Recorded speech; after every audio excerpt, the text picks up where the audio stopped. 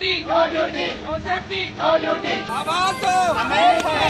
आवाज दो, हमें है. We want justice. We want justice.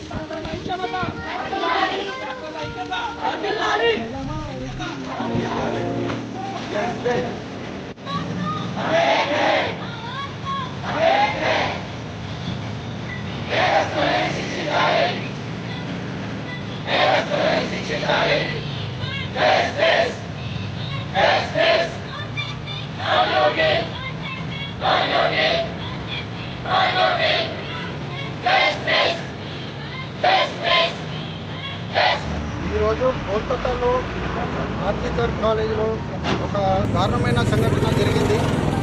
దానికి నిరసనగా all India, all over India, దేశవ్యాప్తంగా ఆల్ అసోసియేషన్స్ కలిసి కూడా మేము ఈరోజు ఆ సంఘటనకు నిరసనగా మేము సంఘీభావం తెలుపుతూ ఈ ర్యాలీ తీస్తున్నాము.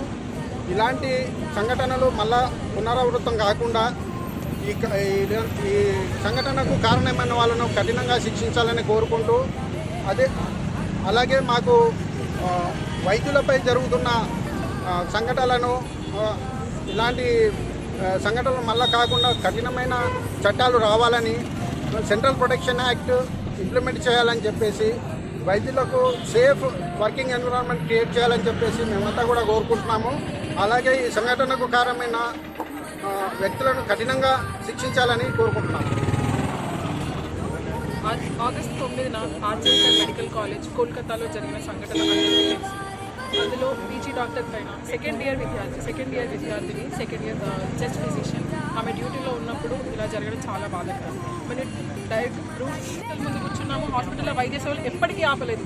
ఇప్పటికీ కూడా ఎమర్జెన్సీస్ అన్నీ సాగిస్తున్నాం. అయినప్పటికీ ఇంకా క్లియర్గా డిసిషన్ రాలేదు. అందుకు ఇప్పుడు ఇంతమంది డాక్టర్లు రోడ్ ఎక్కడం జరిగింది.